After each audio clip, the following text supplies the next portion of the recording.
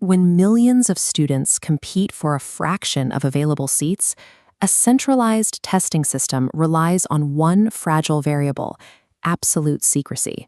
If that secrecy breaks down, the public's trust in state institutions collapses instantly. Protests following the NEET UG and UGC NET controversies paralyzed administrative operations, forcing a national reckoning with how testing agencies secure their data. The credibility of the entire selection process was called into question. The 2024 Public Examinations Act penalizes leaks. Section 10 mandates 3 to 5 years jail. Section 11 hits networks with 10 years and a 1 crore fine. The 2026 amendment scales fines to 5 crore for agencies, adding 2-month fast-track investigations and 3-month trials. But laws do not enforce themselves. They are executed by administrators. These officials now wield immense, life-altering power over anyone accused of compromising an exam. The system demands absolute ruthlessness to restore faith. Yet, the administrators tasked with delivering that ruthlessness remain human, fully vulnerable to the personal biases the law attempts to erase. Consider a standard ethical test case: Ashok Kumar. For 12 years, he has built an impeccable reputation for strict impartiality at a state commission. He is exactly the type of controller you want enforcing the new examination laws. Years ago, colleague Ramesh gave Ashok a life-saving 5 lakh medical loan. Today, Ashok is the exam controller, Ramesh an invigilator. A WhatsApp leak occurs exactly at Ramesh's center, where scores spiked and technical logs reveal Ramesh's phone was illegally turned off during the test. Ramesh approaches Ashok privately. He swears his phone battery simply died, and he had no part in the leak. He begs for leniency, explaining that his daughter is getting married next month. A criminal charge under the 2024 Act will cost him his job, his pension, and likely ruin his family. The problem is precedent. The commission has a flawless history of applying maximum punitive measures to similar cases at other centers. Ashok faces an immediate administrative deadline. The commission chairman requires his formal written recommendation on Ramesh's fate within 24 hours. The true test of administrative ethics rarely involves choosing between obvious right and wrong. It requires navigating the agonizing collision of competing virtues. This scenario traps Ashok between personal inclination and institutional duty. We map this directly. His gratitude for a lifesaver is pitted against sworn impartiality. His personal loyalty fights institutional mandate. Compassion for a father collides with equity demanded by strict precedent. Classical philosophy offers a lens here.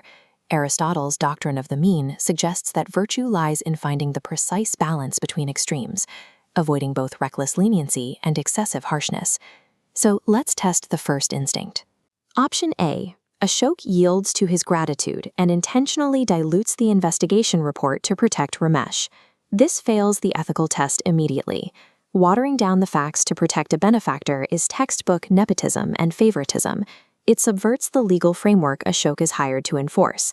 Furthermore, in the era of fast-track digital audits, secrets rarely hold. Once discovered, this leniency destroys Ashok's hard-earned reputation and permanently damages the commission's credibility. Prioritizing a personal debt over a statutory mandate instantly corrupts an administrator's utility to the state. But there is a dangerous professional misconception that runs in the opposite direction. Many assume a bureaucrat proves their integrity by executing the maximum possible punishment on an associate to prove they are objective. This brings us to option B.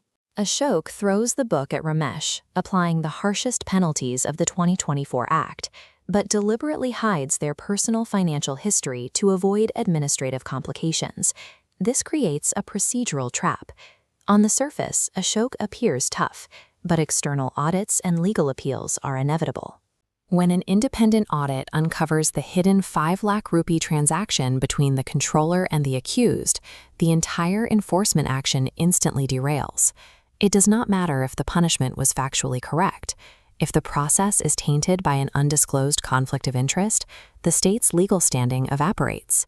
The Nolan principles of public life require public officials to operate with strict objectivity and accountability.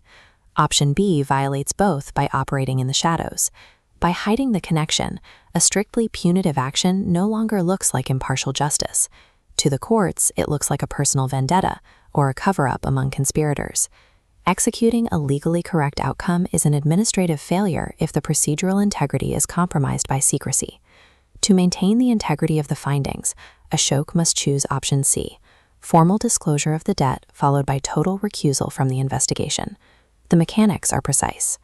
Before his 24-hour deadline, Ashok submits a written disclosure to the commission chairman outlining the past medical loan and officially steps down, requesting an independent committee handle Ramesh's file.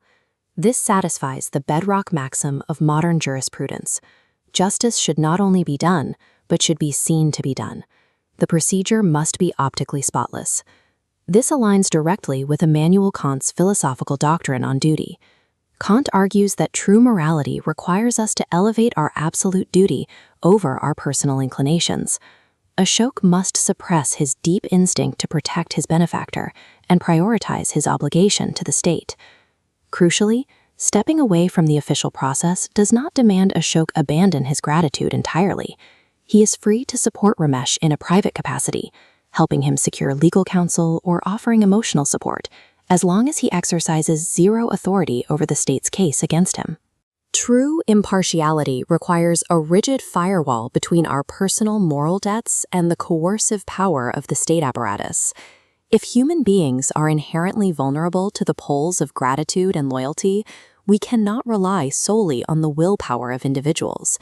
The system itself must be engineered to remove them from compromising positions before crises occur. Testing agencies require 4 mandatory institutional safeguards. First, conflict of interest disclosures before appointment. Second, a rotation policy, ensuring known associates are never assigned to the same center. Third, multi-member review committees for suspected leaks. And fourth, robust whistleblower protections to flag procedural violations early. These safeguards are the necessary infrastructure for the proposed 2026 amendment bill.